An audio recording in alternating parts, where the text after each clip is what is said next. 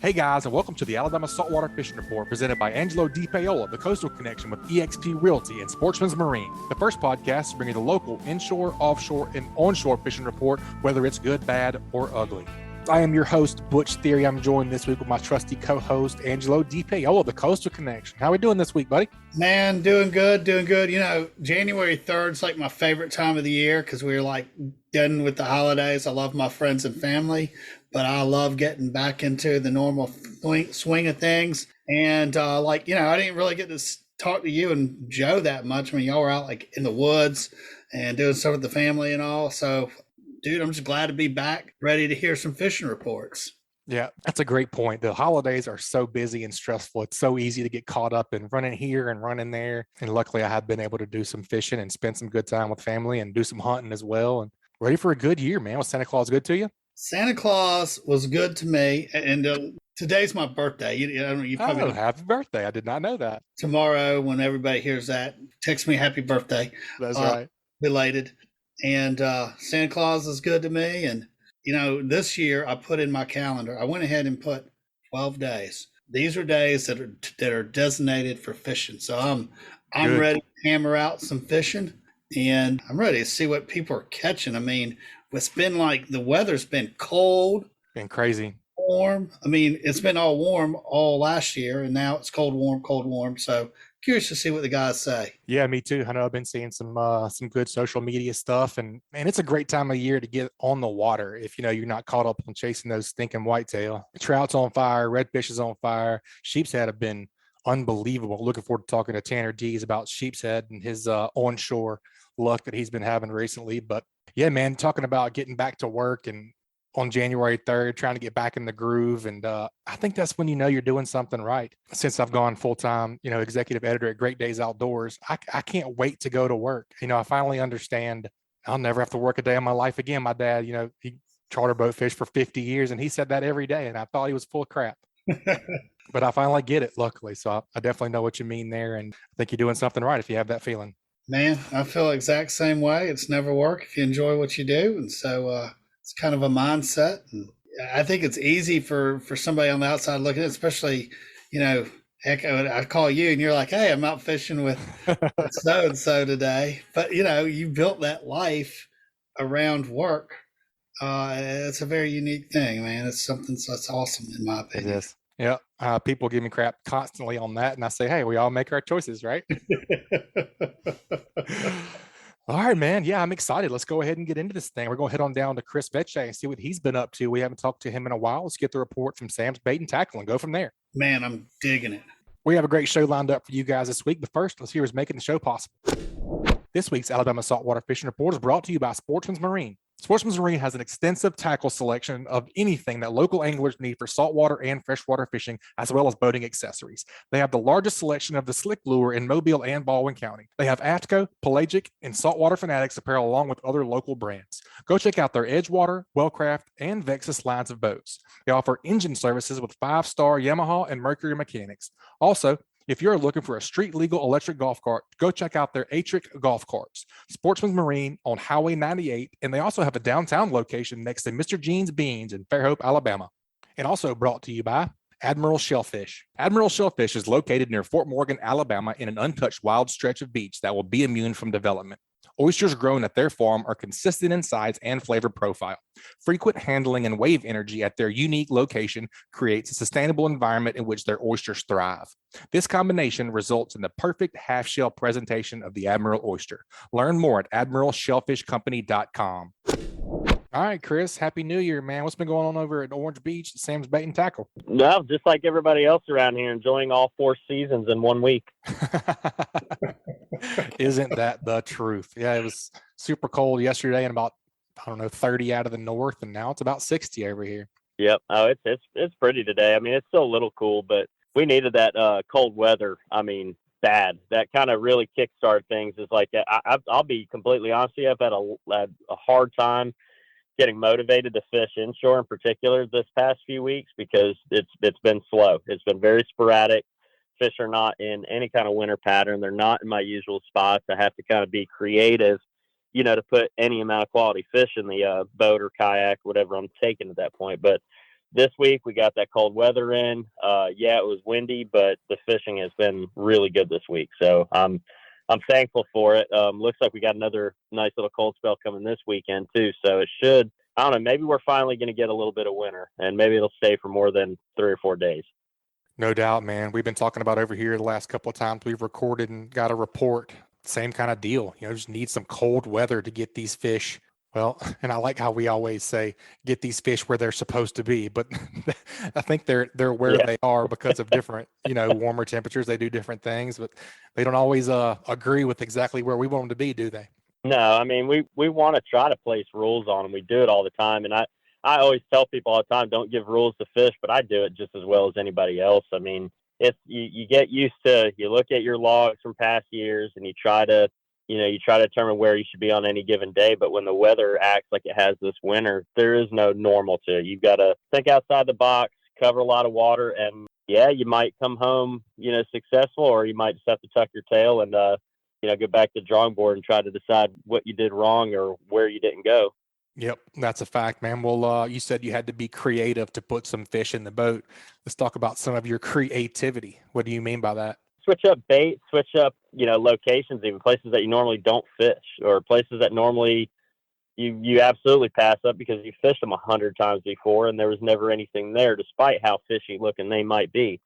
Even offshore, think of how many times you've been offshore and you come across a weed line or you come across a rip and you're like, oh, it's on. We're about to get hooked up, and you troll the thing for 10 miles and you don't even get a single bite.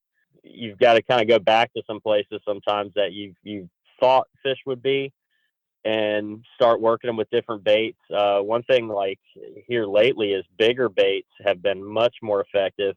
I fish small baits a lot in the wintertime. And here lately, though, much bigger baits have been better. Big jerk baits, bigger soft plastics than normal. None of the, anywhere from 2.5 to 4 inch stuff. Put a 5-inch paddle tail on. Put, a big jerk bait on. Especially on the bigger trout, I'm getting a better reaction strike out of them. I'm also picking up more bonus stripers doing that. There's some big reds inshore. Yesterday morning, we got into some really nice redfish, fish up to 36, 37 inches in very shallow water, and they wouldn't touch small baits. You needed to throw something big. So that's kind of been the biggest adaptation, is actually changing bait size, getting something a little bit bigger. Chris, one of the things I've been noticing, just kind of walking the docks and being at the boat launches, there seems to be, the mullet hadn't pushed out of here yet, and there seems to be a lot of those 3 to 5 inch mullet, like the larger finger mullet hanging around. Flounder candy. Yeah, exactly. And also big trout candy. I mean, a big trout in the wintertime, they're not like, there's a few other guys that would, probably have to agree with me here, guys that like to go out and just headhunt big trout. And big trout do not act like the smaller schoolies in the wintertime. They're not the ones that form a big school, go into some deep little bend, feed on glass minnows and stuff like that. They actually stay very shallow a lot through the winter and are either isolated or in very, very small groups, but they hang out in really shallow areas, and they eat big mullet. They eat skipjack herring that are coming out of the rivers. They're eating bigger croaker. They're eating other small trout, especially white trout. Those fish, they're not expending a lot of energy. They don't want to, but when they do, they want a big meal, to return on it. So I think all those mullet you're seeing, Angelo, I think that's the reason why the bigger baits have been so much more effective, because I think most of the game fish, even smaller trout, are wanting those bigger baits. Here's a question. I was literally talking to a couple guides this morning. This time of year, you find yourself up in these creeks in some deeper water, because like you said, that's kind of where the fish are.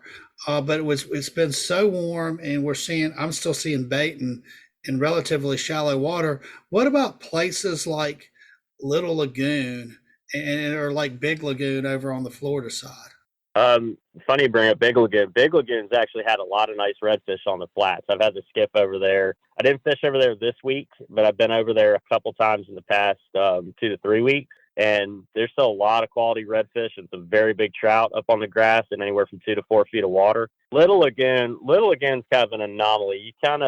If you talk like fishing patterns in, say, Mobile Bay, the Intercoastal, Bon Secours River, Big Lagoon, all these different places, they have almost nothing to do with the way Little Lagoon is, because it's such a residential fish population in there. You know, yeah, you have the inlet that fish do move in and out of, but if I was a betting man, I would say that at least 90% of the fish that are in Little Lagoon are residential. I don't think they move much as far as going in and out of that pass. So it's got its own set of rules. I grew up down West Beach. That was kind of my stomping grounds originally. That's where I learned to speckled trout fish.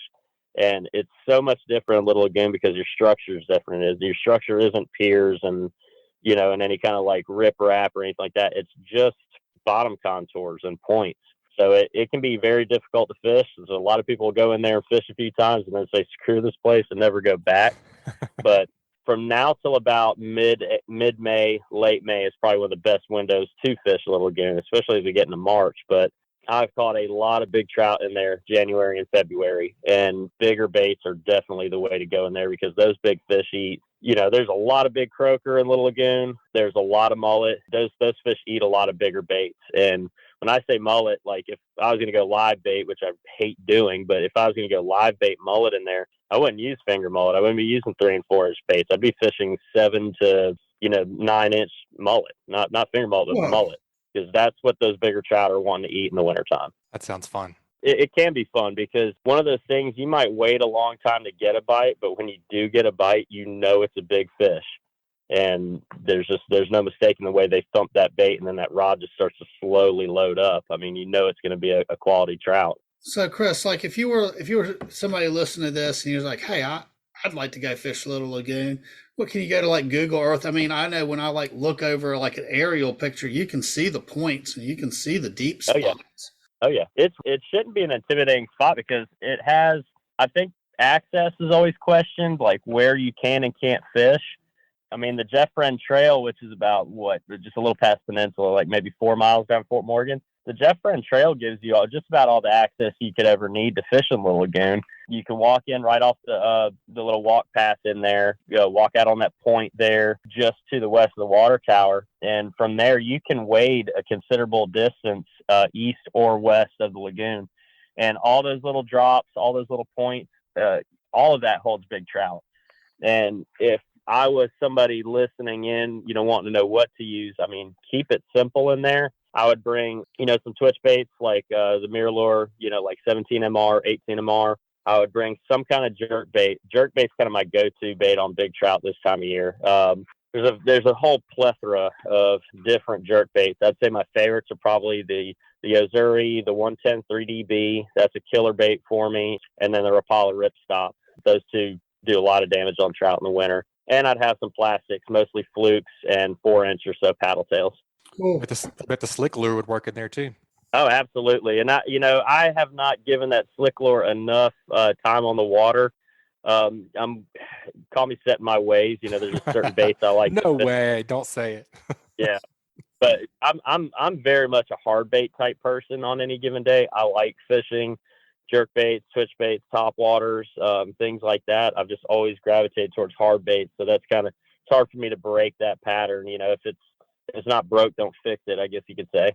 Yeah, I know a lot of people get frustrated with the slick, as was I whenever I first started throwing it, I guess 2 years ago now, and I'm not a pro by any means. It takes you a little while to get used to it, but once you do, it's just one of those things that just clicks, kind of like hitting a baseball. You're like, oh, this is how you do that, and it's a fun bait to throw. Yeah. So we talked about big trout. You mentioned some reds inshore. By inshore, you mean back up in the backwater a little bit, or are they on the beach? Rivers, they've been all over the flats. Orange Beach, Perdido Key, right there around like Inner Point. There's been loads of redfish on the flat still. They've been picky, but the bigger stuff, I think that's what, there's a lot of days I kept throwing, smaller patterns at them on the fly rods, throwing, smaller jigs. And until I switched over to the bigger baits, I wasn't getting bites, but there's no doubt about the bigger baits are what's getting the bites from those fish. Lots of slots in the grass beds, but there's loads of like 36 to 40 inch fish. I mean, really big fish laid up in 18 inches of water. It's really, really cool right now, but they are kind of spooky. You want to try to get on them from a distance for sure. So you're definitely seeing these fish.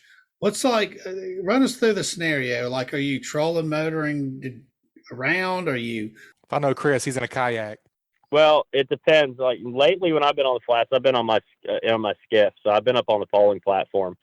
But I can tell you right now, if you were to drift across, like, some of these areas are no motor zones and some of them are not.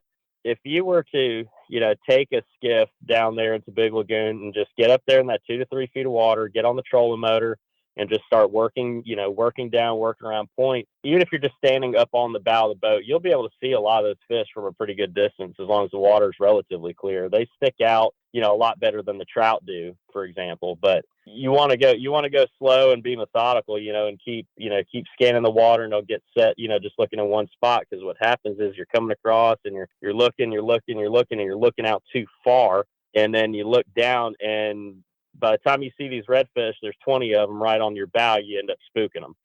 So you've got to work slow and keep your eyes peeled at not only all directions, but at all distances. Anything you're favoring as far as incoming tide or outgoing tide right now?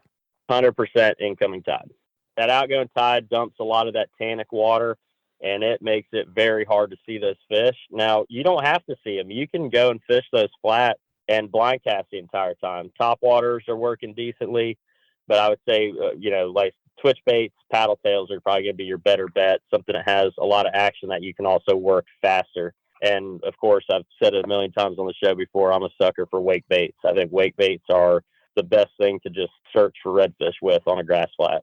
What about, I know the flounder go out to spawn, but you see any flounder, sheepshead, anything else out there? Loads of sheepshead. I'm not really seeing flounder. I'll be honest with you, Angelo, I haven't really targeted flounder much here lately. I'm sure there's some around. Usually winter's good if you just take to the bass fishing logic and go in and around these marinas and old docks and just flip plastics around them. You should be able to pull out, a nice little catch of flounder if you, work them for a few hours. But sheepshead have been thick, here before too long. Our water temperature should stabilize in the upper 60s anyway. And they'll go on that pre-spawn bite. So, I think that's still probably a month away, but you can tell they're all loading up. There's a lot of fish inshore. If you go and cruise through Cotton Bayou, by St. John, Old River, and just look at the docks as you're cruising by, you'll see a lot of sheepshead on the piling. So there's plenty of them inshore. And what do you do to catch those? I will tell you, those fish, because the water's clear, it is just tough to get those fish to eat. They're finicky, but most people are going to go, they're going to fish Carolina rigs or like drop shot style rigs. Some guys are using, here in the past couple of years, the sheepshead jigs, short shank hook. It's on it can be a fixed hook or a swinging hook on a little lead head. Those have become really popular. But if I'm going to go try to fish those ones around the piers, like we're talking about, laid up in that clear water, I'm going to just free line. I'm going to take a fiddler crab, live fiddler crab. I'm going to free line, no weight, throw it up there and just let it drift down amongst the pilings. And that's usually the best way to get those fish to eat, because if you put it on a weight, not only does it hit harder, but the way it sinks is unnatural. You get that tackle close by. I just don't get nearly as many bites if I do that. I agree. Yep, definitely makes sense. I think we're coming into a full moon here this weekend, if I'm not mistaken. Do you think that's going to mess with our trout bite any? It is. I don't know how much weight you put to the So Lunar thing. We've been talking about it a good bit on here. Well, I don't mind a full moon for trout fishing, but I'm going to probably fish at night. And if not at night, it's going to be early morning. I think that when you have that much ambient light shining down, I think it disrupts the fish's feeding patterns. They're going to probably feed a little more heavily through the evening.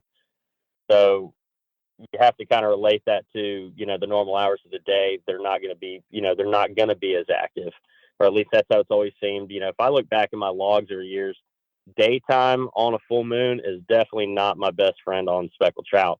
But if I go out at night, and especially if I get away from light sources, fishing piers, fishing creek mouths in particular, is always productive on them.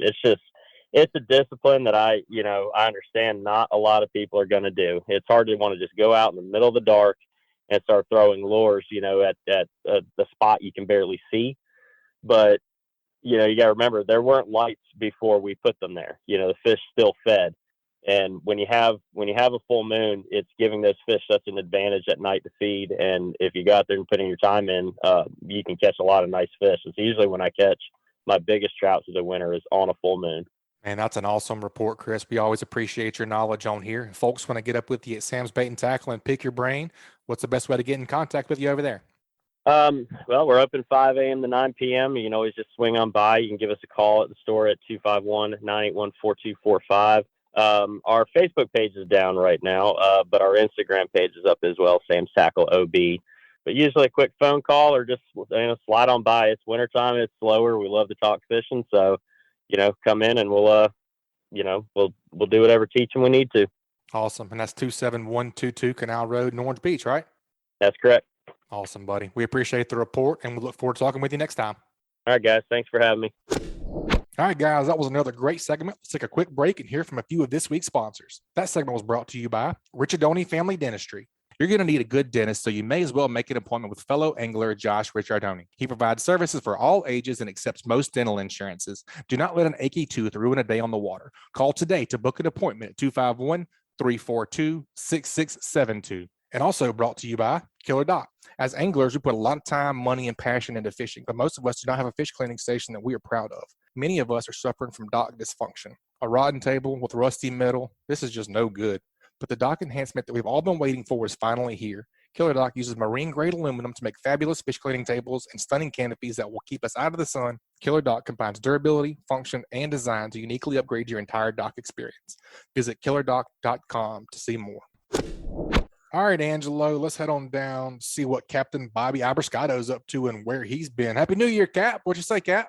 Hey, Happy New Year, man. Thanks for having me on. Yeah, man, it's been a little while. I hadn't talked to you since last year.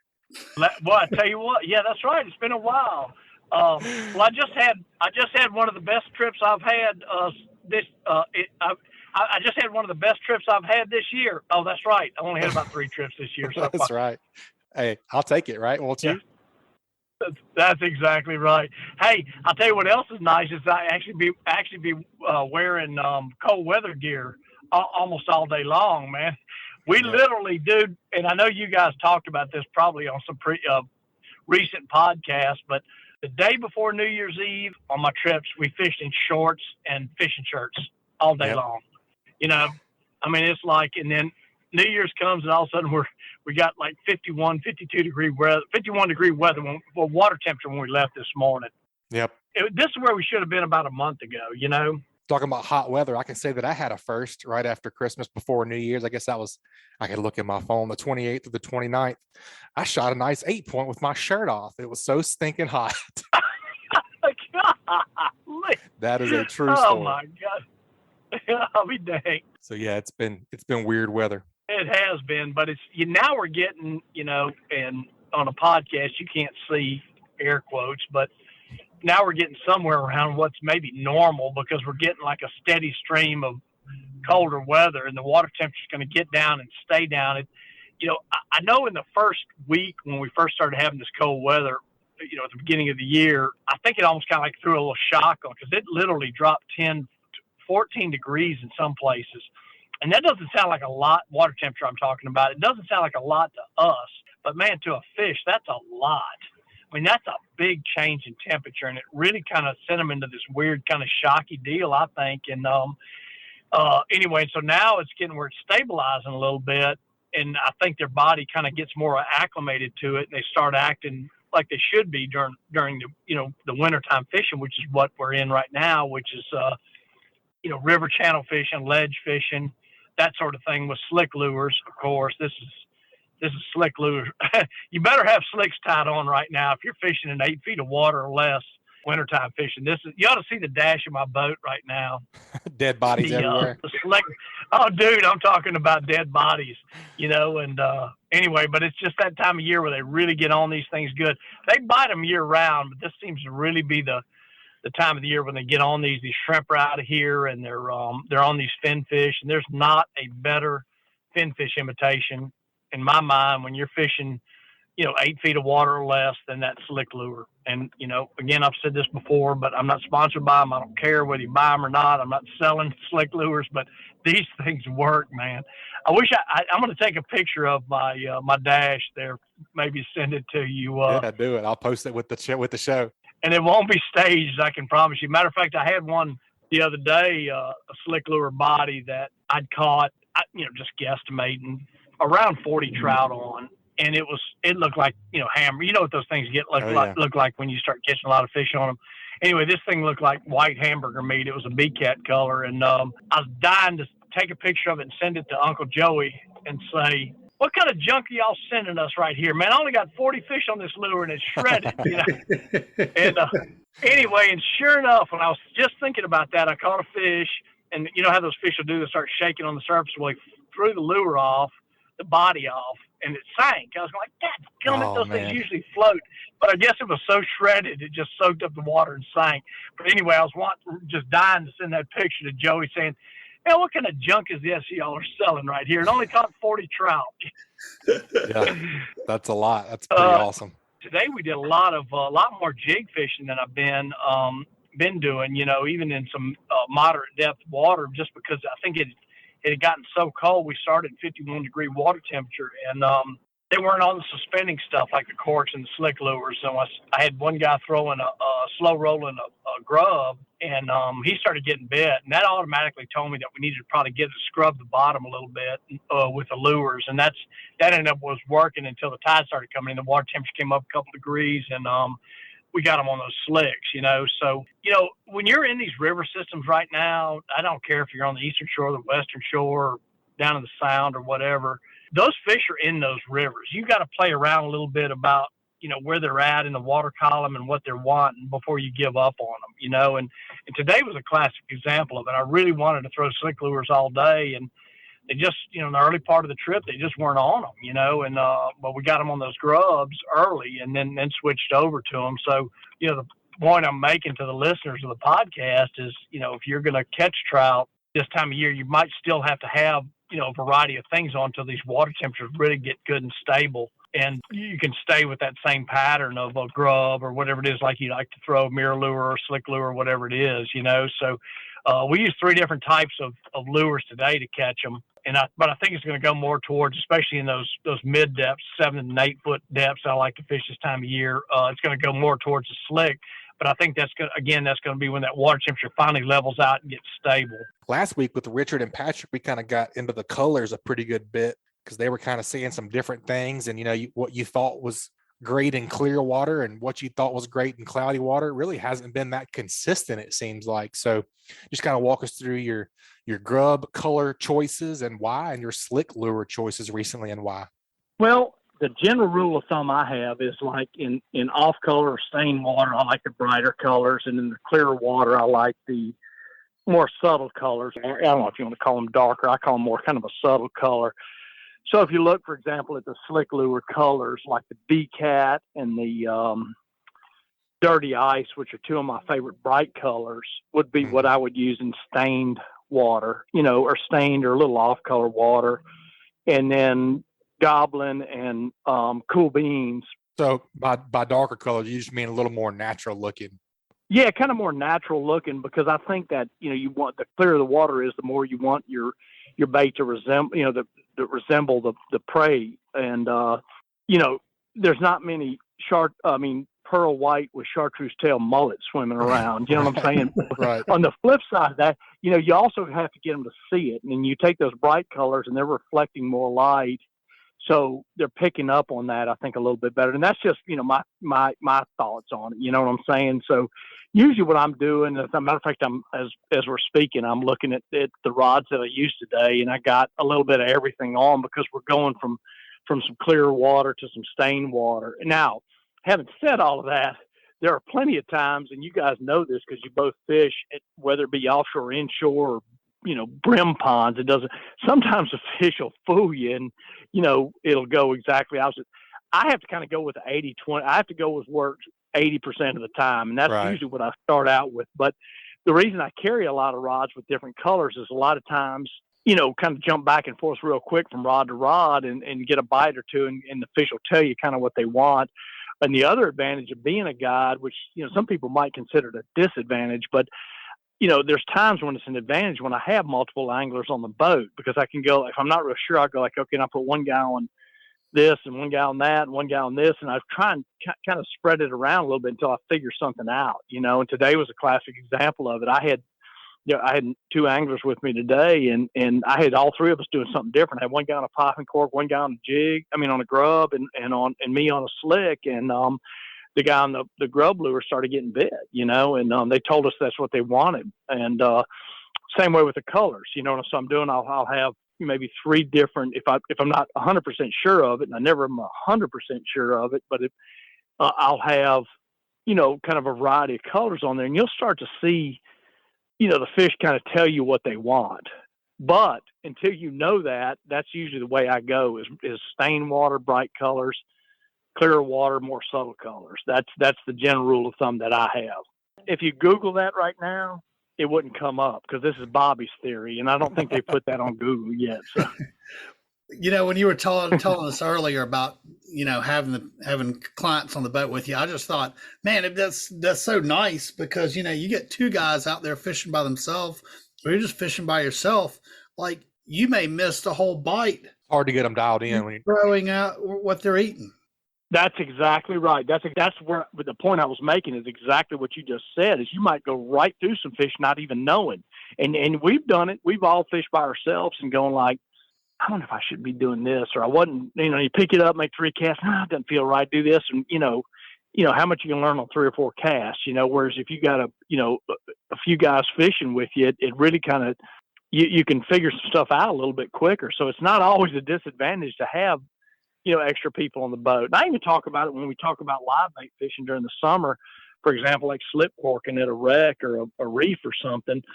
I can put 3 guys on a slip cork and set one and adjust them a foot different depth, each one of them, and start to notice that at least the shallowest guy is getting bit more than the deepest guy. And so I make some adjustments. I've had the occasion to where 1 foot made made a big difference. Oh yeah. So, I've got, and when you start talking about like a cork fishing, for example, you're not talking about high tech fishing. So it's not like a guy has to really know how to work a slip cork. You throw it in the water and let it float. That's all you have to do. If it goes under, you set the hook. That's all you got to do. And so, on something like that, you can cover a piece of structure real fast.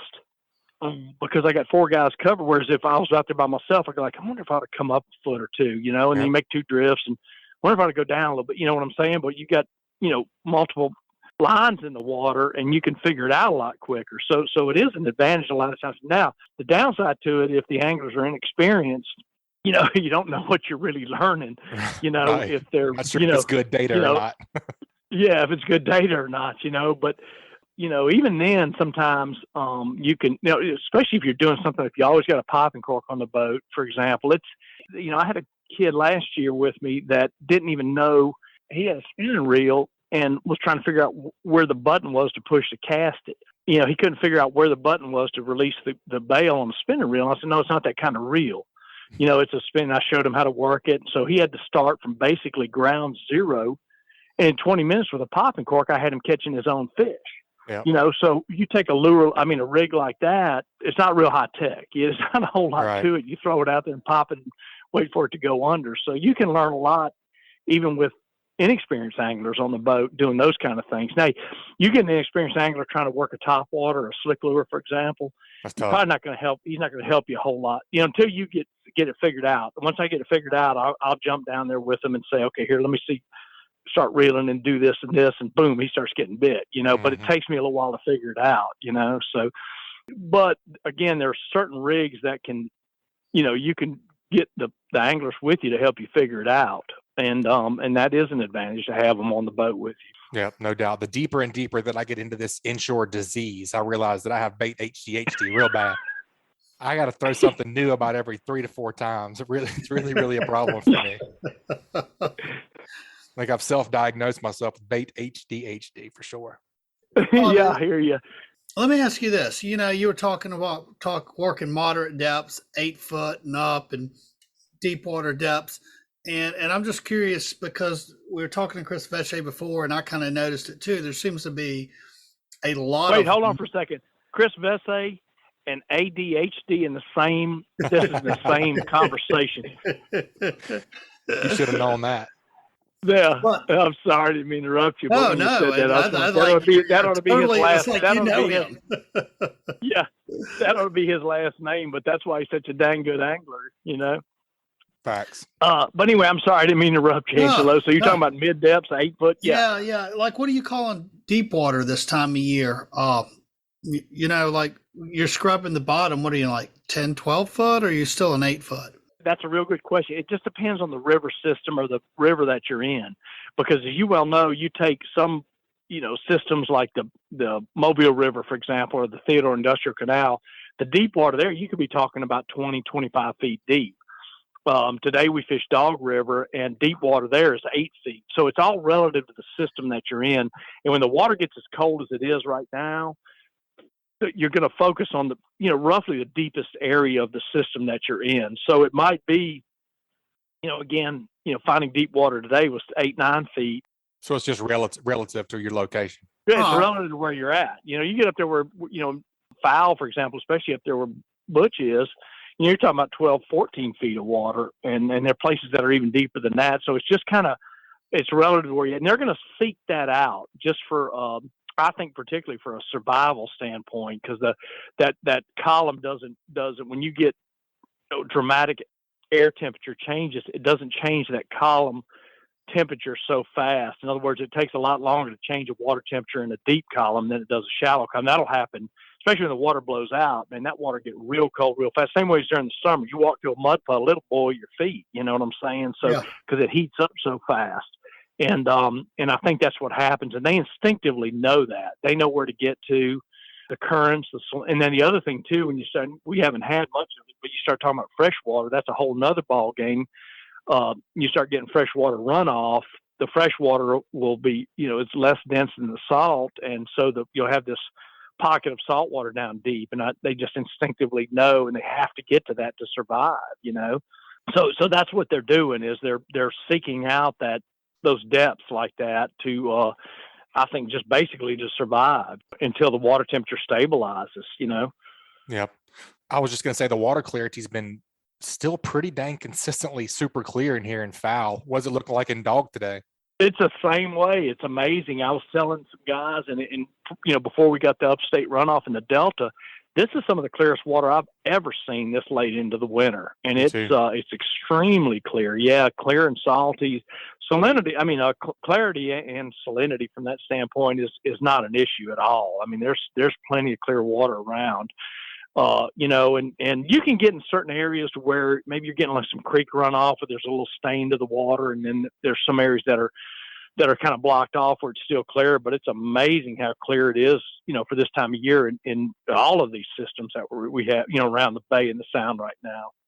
Are you seeing like a lot of mullet and stuff? I mean, I'm seeing tons of them over here still. It just seems like super late in the year to see as many of them as we are. I was up until we really started getting this cold weather, and I don't know if they've as much gotten out of here as they have. They're not as active on the surface, but I know what you're talking about. It was insane. Butch, I was running up Foul River on the trip.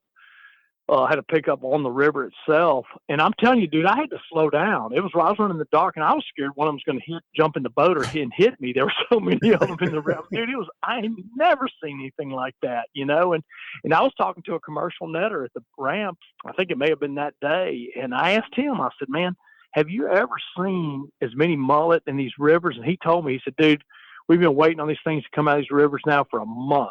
We've been dying to go hunting, but we this is when we catch them, is when they come out, and they won't come out of the rivers, And it's again, I've never seen as many in the river systems up until recently. Again, they're not showing as much, I think, because they don't jump as much when it gets cold like this.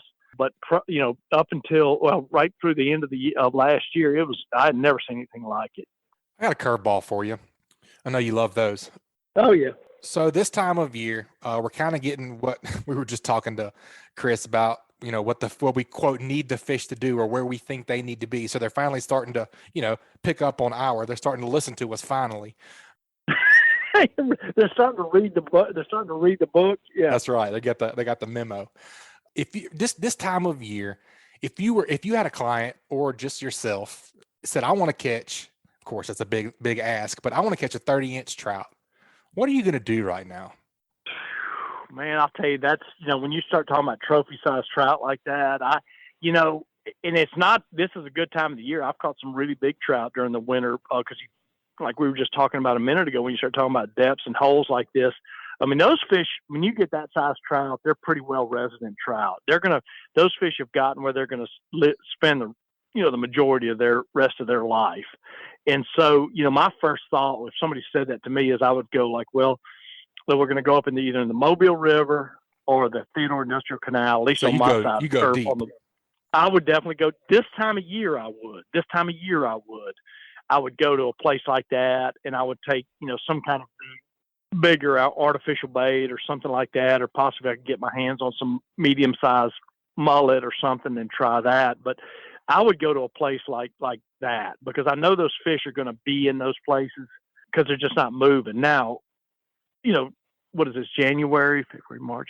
Probably 3 months from now, I might probably change my tune to where it'd be a place that's near one of those places. You know what I'm saying? Yeah. Or possibly like over on a Gulf beach or something along that line, where you had possibly some fish that were, resident to the Gulf, Mm-hmm. which you can't catch this time of year. I don't think you could catch. Yeah, that's what I do, I'm just talking to, we were talking to Chris, and he was talking about using like 7 to 9 inch mullet for live bait in Little Lagoon. Yeah. Oh yeah. If you like a place like, I would be totally lost in the lagoon, but yeah, a place like that where because again, you're talking about the same thing. You're talking about resident fish. Yeah. Those fish that are in Little Lagoon are in there. They probably born in there and grew up in there, are going to die in there, and so you got to, that kind of thing. That place holds good salinity, and it's got, I don't know how deep the deep stuff is in there, but it's got everything they need. They don't have to leave. And that's the same way those other places I was just talking about have. They have salinity. They have depths of water so the fish don't get, shocked by temperature changes. Salinity stays good all year. So they're going to stay in those places, Yeah, stable water. Makes sense. And you'll hear like this. You'll hear a freak thing every once in a while. Some guy will catch one and back in some little creek or something like that, but you're probably almost still talking about the same type of thing, but that's not where I'd go target one. I would go, I would do what Chris mentioned. I would get a fin fish like a mullet, which you could probably get this time of year. Medium, you don't want a little bitty one. I would get a medium sized one and rig it how you'd ever need to and just hope for the right bite. Yeah. I was just curious. I think that's a great report. What about redfish? You seen any reds lately? Oh yeah. Well, as you guys well know, everything we just talked about with salinity and water temperatures. When you start talking about redfish, just throw all that out the window. They don't care. Right. Dude, I don't care. Dude, I have seen redfish with my own eyes. I saw redfish swimming down a bank through ice. I saw them break. I'm not exaggerating. I saw it happen with my own eyes. I caught redfish one day with 91-degree water temperature. I saw it with my own eyes. They don't care. If it's shallow, it's deep. And if it's food there, somewhat almost, they don't care. So, having said all this, the redfish I'm catching right now, because we're targeting trout, are just bycatch. But I know there's no doubt in my mind. Matter of fact, it won't be too much longer if we get a lot of runoff in these rivers. And I'm going to move down to the creeks, down at the lower end of the bay and the sound. Those little bitty creeks down there. And those things always are just loaded up with anywhere from rat size to slot size redfish. And then you've got the opportunity, we all know about Dixie Bar, the lighthouse, some of the close in structure that always has those medium to bull size redfish on them, so I haven't been catching them, but it's just because I haven't been in where those I've areas. been fishing. It's not where I'd go, truly go red fishing. But I talked to one of the guys on the tournament we fished in this weekend that targeted reds, and he won the redfish pot. And just kind of, I always hate to go like, where'd you catch him? I just want to kind of like the general idea, and I mainly want to know more like, was it a one? He rolled his eyes. He said I could have cut 100. So, and he was just fishing. All I'm gonna say is the marsh. So he just rolled his eyes and went like, oh, yeah, it was nuts. Plentiful. So I think like a redfish is kind of like the wild pig of the inshore fish. They just they're tough. They don't die. That's what I'm saying. They're like the wild pig. They're boars. As long as there's food, water, right. They're good. They're good. That's all they need, dude. That's all they need. Yeah, that's exactly right, man. Nothing affects them. And they're always willing to eat cold, hot, and anywhere in between. Hey, Bobby, I thought I heard the other day, that you're running some sort of winter special right now. Oh, yeah. Thanks for mentioning that. We're doing that's my wife's going to kill me because I didn't mention that. She goes, yeah, mention. Yeah, I started last year. I did it because usually have to do work at different shows for sponsor obligations and whatnot, and with this COVID crap going on, they canceled them. And so anyway, I didn't have to do them. And so we said, heck, let's try and fish some during the winter. I hadn't done it in like 20 years to amount to anything. So we ran a $200 off of our regular trip.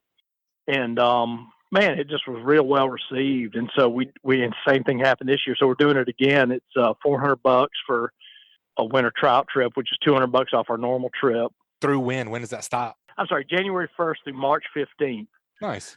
So, yeah, and it's a lot of fun, man. We do a lot of fishing. This river fishing is a blast because you do a lot of fishing in a very short period of time. There's times when I don't even put the boat on plane before we're fishing, you know. So, yeah. But yeah, thanks for remembering that, Angelo. I appreciate that. I tell my wife, I said, well, no. She's going to listen to the podcast and she's going to go like, well, I'm glad you reminded me. I said, well, that's because I'm going to tell him that's because I reminded him when we were off. That's right. That was all staged. That was all staged. You know, I'll shoot a real estate video or it won't even be a real estate video. It'll be like me doing a burger review. She's like, you know, you got to mention that you do real estate. People like ask me like what the hell it is you do for a living. They don't have a clue because you don't ever mention it. Yep. That's funny, man. That's good stuff, man. Well, that's a great report, Captain Bobby, and I'll definitely keep getting the word out about your winter special for sure. Let me know if there's something on Facebook we can share or anything like that. If folks want to get up with you and book a winter special trip, or I bet you're booking up in June and July. Last time I checked on your open dates. Yeah, we are, man. We do, and we certainly hit boat show season. I guess if it's going to happen this year, that's when it goes nuts. But yeah, the easiest way to get us is A-Team Fishing, all one word, ateamfishing.com. And there's a contact us tab on there that'll have our phone number and our little form you can fill out and request your date. I always say I'll get back to you, but Miss Kim will get back to you, get you booked up, you know. So I just got the details on the winter special on there. I think right now it's up there. But awesome, sounds great, man. That was a great report, great info. We always appreciate you. Yeah, I always appreciate you sharing your expertise with us, and we look forward to hearing from you next time. Sounds good, man. Thanks again for having me on. All right, well, that's another great segment. It was brought to you by Photonis Defense. Photonis Defense is proud to offer the PD Pro line of night vision systems. The PD Pro series is the world's smallest and lightest night vision goggles built around the Photonis 16mm filmless 4G image intensifier tubes and their hybrid filmless 18mm image intensifier tubes. The ultralight, ultra-compact night vision systems deliver cleanest image, best resolution, smallest, most transparent halo, and best overall performance and function of any night vision system available. The PD Pro line consists of the PD Pro M 16mm monocular, the PD Pro B 16mm binocular, and the PD Pro Q panoramic night vision system. Photonis Defense, masters of darkness. And also brought to you by the Hunting Exchange. In this day and age, we all know it's a struggle to sell hunting equipment on a large social media platform, and that's where the Hunting Exchange steps in. Hunting Exchange is an app for iOS and Android that gives you a one-stop shop to buy and sell your hunting gear. Whether you're looking to sell your bow, broadheads, technical apparel, stands, saddles, or anything in between, this secure platform allows you to buy and sell gear with confidence. As a buyer, each dollar you spend is insured by PayPal, and as a seller, there are no hidden charges like other platforms, and listing items is also free. Gone are the days of having listings removed from Facebook and worrying about being banned and removed from groups for wanting to sell something as simple as your bow or knives. So head on over to the App Store or Google Play and experience a new hassle-free way to buy and sell hunting gear by downloading the Hunting Exchange app today. All right, Angelo, we're going to head on down for our last but certainly not least report of the day. Only reason he went last is because he's still fishing. You can't get him off the beach. Welcome back to the show, Tanner, with Dolphin Island Fishing. How are we doing today, buddy? Oh, I'm doing good, Butch. Angelo, thank you guys for having me on again. Glad I could come and talk about some of the fish that I've been catching. The island's been treating me really well. Man, like we had you on, you were like telling us right before we got you on, you like caught 2 sheepshead back to back.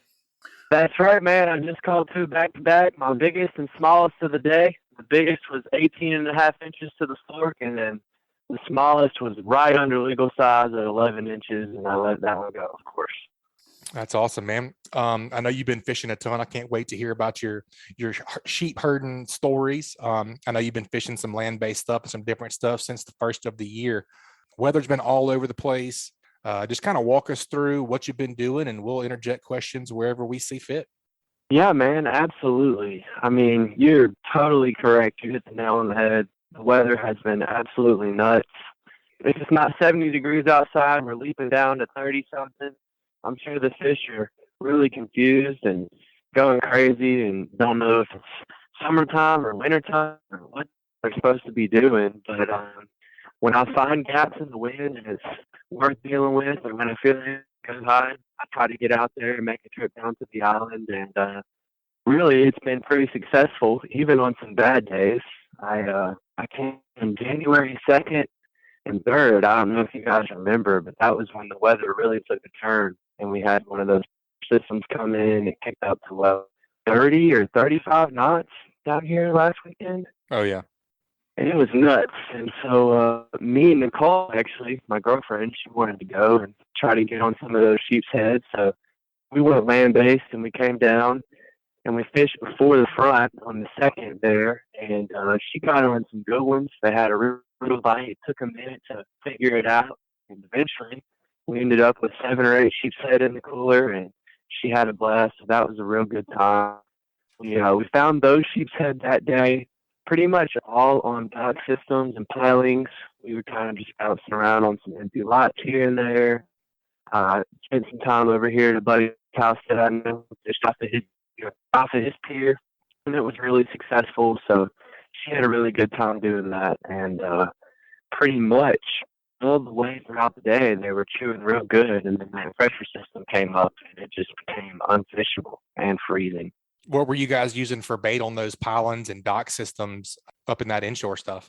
On those pilings, and especially when I take people like my girlfriend or somebody else, another friend, I know they definitely want to catch some fish. I try to stick to fiddler crabs.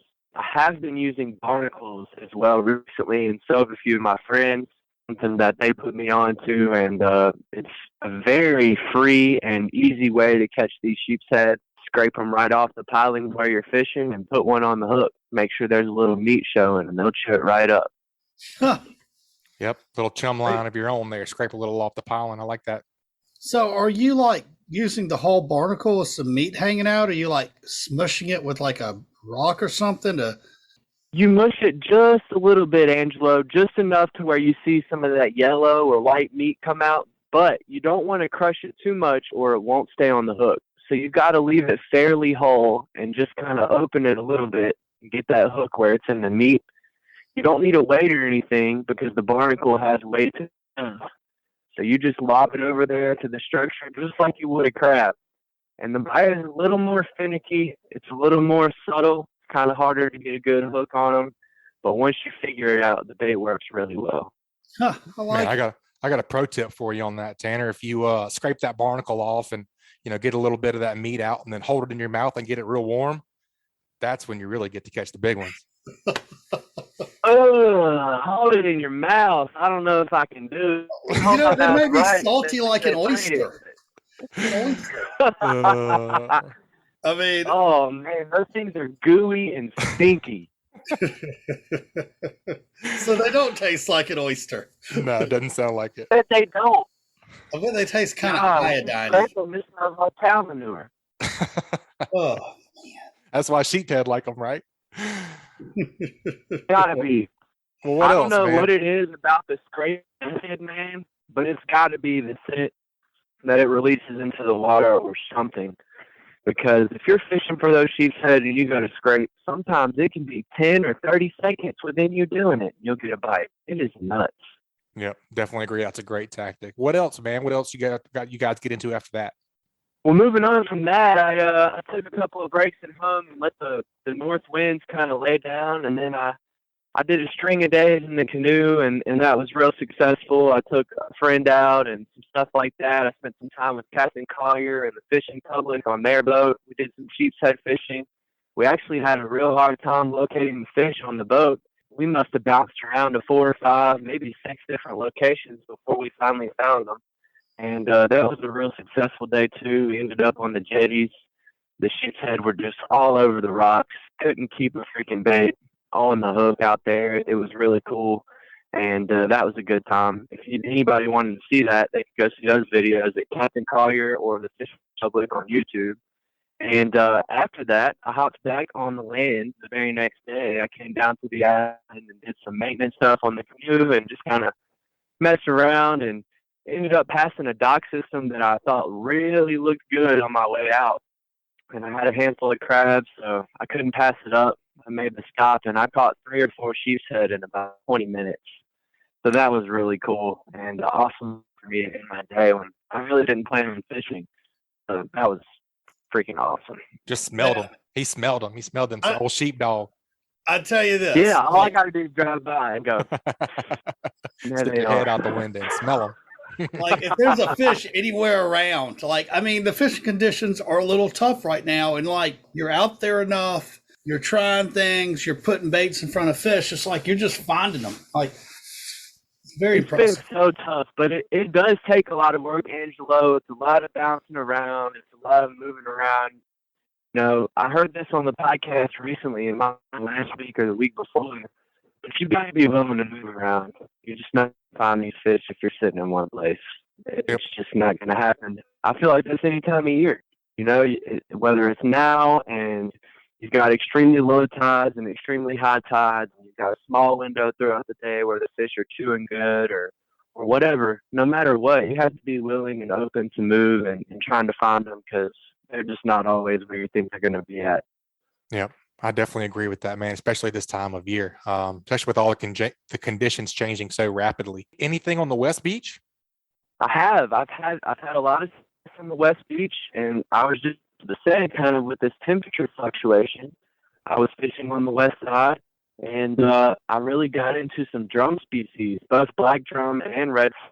And it seems like since it got a little warmer for a few days, you know, we did have a couple of days where it got up to 70 and 80 degrees, and then it got real cold again. And in those time periods where it was around 70 degrees, I really started running across a lot of redfish. I think I've probably caught 7 or 8 drum species, and I would say 5 of those were redfish in the past 2 or 3 weeks while sheepshead fishing. So it's been some nice surprises. That's fun. So they've been eating the fiddler crabs?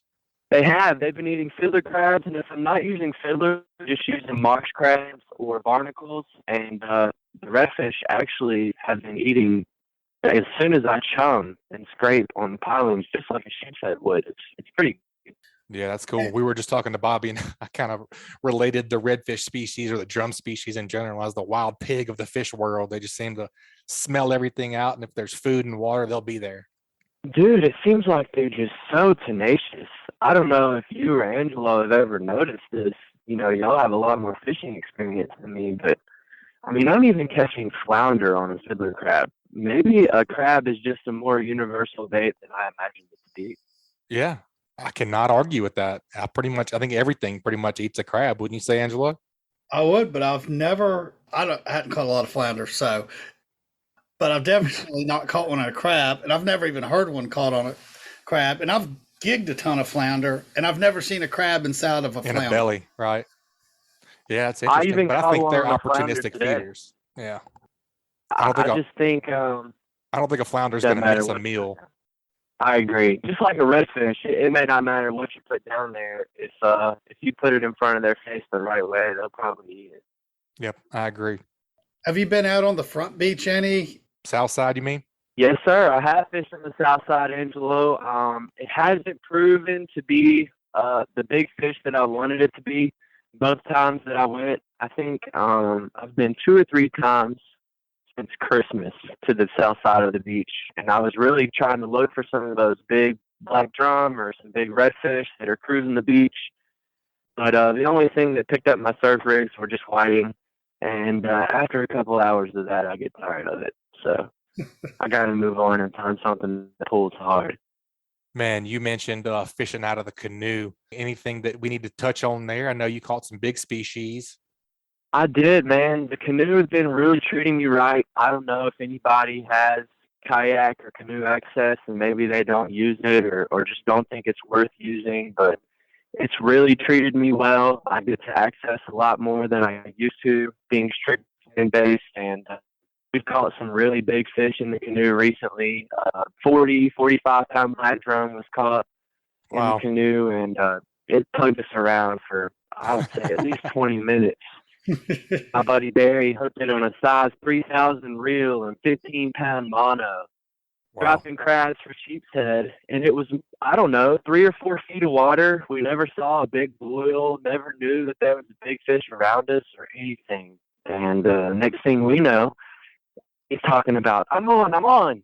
And I'm like, okay, well, get the sheep in the boat. And he's like, dude, this is not a sheep. And I definitely noticed because the canoe just started spinning with the fish. That's awesome. Hey, Tanner, I got something for you. It sounds like you're catching. You're catching a good bit of fish. It sounds like you're keeping some. How do you like to cook them? What's your go-to right now?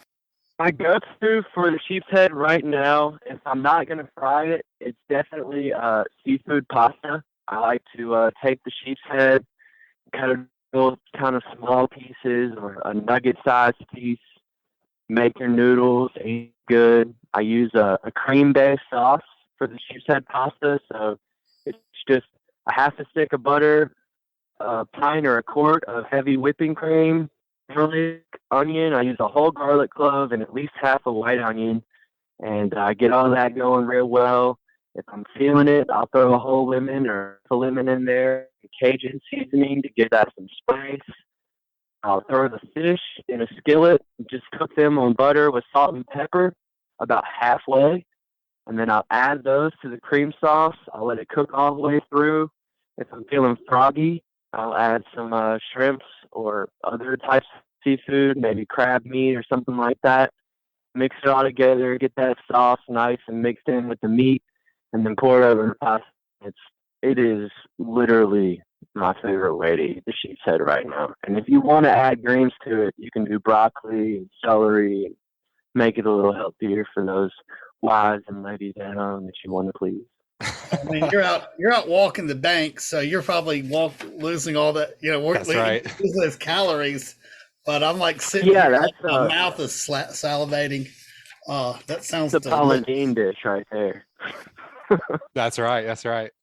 Man, that sounds amazing, Tanner. It sounds like you've had some great success in the new year, man. I hope you keep it up. If folks want to follow your catches, what's the best way to follow you?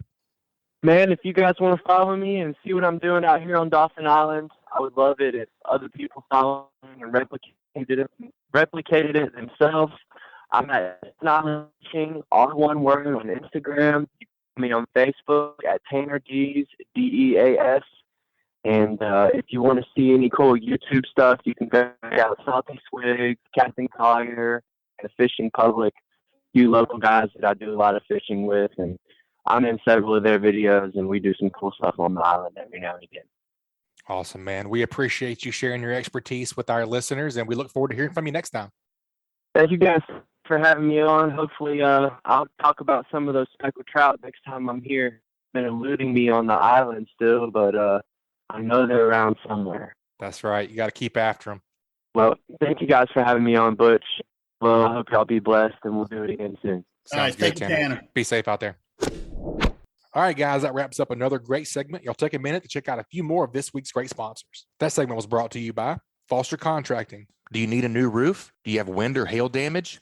You may qualify for a free roof. Foster Contracting will inspect and provide you with an estimate, stress-free, and they will handle your claim with your insurance. Your roof is your first line of defense this storm season. Sit back, relax, and enjoy your day. Foster Contracting has you covered. Check them out at www.fortifiedroofingpros.com or give them a shout at 251-447-2978. And also brought to you by CCA Alabama. A great way to support conservation projects like the Claude Petite Flounder and Speckled Trout Hatchery in the University of South Alabama Cobia Tagging Project is through the purchase of a distinctive CCA Alabama saltwater fishing license plate. You guys head over to Alabama Department of Revenue's distinctive license plate page at revenue.gov to get yours. All right, Angelo, we cannot get out of here without what did you learn, man? Man, well, look, you always throw it on me. I'm going to throw it back on you. What did you learn today? I definitely put together a pattern with all three reports. Bigger bait this time of year. It definitely makes sense to me that those big fish, or even just the medium-sized fish, want to eat a bigger chunk. They don't really want to forage all day like they might be, eating small minnows here and there. They just want that big meal. So a bigger bait, a bigger presentation. Chris was talking about it with, all swim baits and his stuff that he's throwing over there for speckled trout. And Bobby was talking about, whenever I asked him that curveball about catching the big gator, he said, that's what he would do too. Put a big live mullet down as deep as possible. And Chris was talking about the speckled trout over there in Little Lagoon, same thing, 7 to 9 inch mullet. The one thing that kind of stuck out to me is that it's like, we were talking about big baits, but we're also talking about extremely clear water. Yeah. You would think, okay, I'd want a big bait so that maybe the fish can pick it out a little bit better. And Bobby talked about color patterns and different colored water. And I'll tell you, like, what did I learn? I'm just going to bring it out, is like how important the stability of the water has been. And if you look back over the past couple months of shows, and like the one pattern there is that we hadn't had stability in water, was we were warm and cold. Yeah. And Bobby said it, hey, we're finally getting where we're having some cold weather. And he was fishing the river systems, and the water's a little bit deeper. And there was two things that were happening. A, it was a little bit warmer. And then we hadn't had any rain, but he said when we get some localized rain and we start having some fresh water mixed into the river system, that's where the saltwater is going to be. And so, like, as somebody, a neophyte to inshore fishing, like I just think that that's super important. Like if I was on Dog River today or Foul River, and I was going to put my boat in and fish for a couple of hours, like, I would be looking on my chart and trying to figure out the places that had the deepest water. Yep, I agree. And like you said, for multiple reasons, for the more concentration of salinity and for the more stable temperatures, they don't get affected from the hot cold up here where we live as much down below. I definitely agree with that. That's a good nugget, good pattern. And invite your friends. Yeah, that's true too. Like one thing that Bobby said was having a couple people on the boat, throwing a couple different baits made the difference today. Yep. For them. They were biting, slow rolling, and he started talking about, what was it, an incoming tide. Yep. And it was influx. What is it, fresh or salt water? Salt, I would think, if you got salt. Incoming. Yeah, I think he was talking, and the fish were biting deeper because I'm assuming that salt water was on the bottom. And then when it went back out going, they shallowed up a little bit. Yeah, so, that makes sense to me. I mean, I just like sitting here talking about it, just me and you. I mean, this show had some themes, but a lot of good little tactical information for fishing this time of year. Yep. I know it's always funny to listen to the show afterwards. I feel like this is a really good show. I feel like you and I both had good questions, and the contributors put a lot of education into our listeners' ears. So it's funny. I'll be curious tomorrow to see if it's a good show or a bad show. Sometimes when I think they're bad, they're really good. Sometimes when I think they're good, they're really bad. Yeah, I mean, and it almost like in different areas, like Chris is talking about fishing grass flats in 2 and 3 foot of water, and here on the south end of Baldwin County, and then you get into Mobile County, and Bobby's fishing 8 to 10 foot of water. Yeah, yep. Looking definitely for interesting. Definitely interesting to see the differences between the east side and the west side. I'm glad we got both reports today. I think that's going to make a great show. No, I agree. It'd be awesome. All right, guys, that wraps up another great segment. Take a quick break. Check out a few of this week's great sponsors. That segment was brought to you by Fishing Chaos, fishing tournaments coming up near you. Do you fish in a club? Do you manage a club? Does your club hold fishing tournaments? If the answer is yes to any of these, now is the time to reach out to Fishing Chaos. Get your club listed and managed on Fishing Chaos now for free. Contact Jesse Wilson for details at 256-508-1853 or go to fishingchaos.com to schedule a demo. And also brought to you by Fishbites. Are you tired of scrambling for bait whenever you decide to go fishing? Have an artificial bait that's better than live bait ready to go at a moment's notice with Fishbites. It's easy to pack and travel with and shelf stable, and not to mention tough. With Fishbites, the bait stays on the hook and the fish stay on the bait. Check out the full line of scented saltwater and freshwater baits and tackle at fishbites.com. All right, man, as always, we appreciate you co-hosting. It was enjoyable. Man, I always love doing this. Great way to kick off the new year, and can't wait to do it again. Awesome, man. We appreciate Angelo and EXP Realty being a sponsor of Great Days Outdoors, man. We look forward to next time you're going to co-host with us. All right, dude. Can't wait to do it. See you next time. Folks, that's going to wrap it up this week. You guys, please subscribe, rate, and review wherever you listen to podcasts. If you'd like us to email you the podcast each week, just text the word fishing to 314-665-1767. Again, just text the word fishing to 314-665-1767. Subscribe to our email list, and we'll send you the new show each week. We'll talk to y'all next week. Keep whacking them. This week's Alabama Saltwater Fishing Report has been brought to you by Bucks Island. They have new pontoon boats, bass boats, bow riders, and aluminum boats for sale. They provide boat service on all kinds of boats, even if they weren't purchased from Bucks. Visit them at 4500 Highway 77 in Southside, Alabama, or give them a call at 256-442-2588. Also brought to you by Dixie Supply and Baker Metalworks are proud to be your metal roofing headquarters for over 40 years. Save time and money by buying from the most reliable manufacturer on the Gulf Coast. Buy it today, pick it up today. With the addition of their new store in Cantonment, Florida, they now have 8 locations to serve you. Dixie Supply and Baker Metalworks, your metal roofing headquarters. Also brought to you by Advanced Transmission in Spanish Fort. Give the professionals a call who have been trusted on the Gulf Coast for over 25 years at 251-626-6061 or check them out online at www.advanced-transmission.com. This week's Alabama Saltwater Fishing Report brought to you by me, Angelo DePaola, The Coastal Connection. Find us online at thecoastalconnection.com. Also by BoatersList.com. If you own or run a boat, you know how difficult it can be to find the right company for the task at hand. Sign up at BoatersList.com to find a company to work with on your next boat project. And also brought to you by Test Calibration. Test Calibration is your source for sales and service of diesel turbochargers and fuel injection systems since 1976. Contact them at 800-822-0057 or visit them online at testcalibrationdieselandturbo.com. And also brought to you by Hilton's Offshore Charts, bringing you the highest quality online satellite fishing chart since 2004.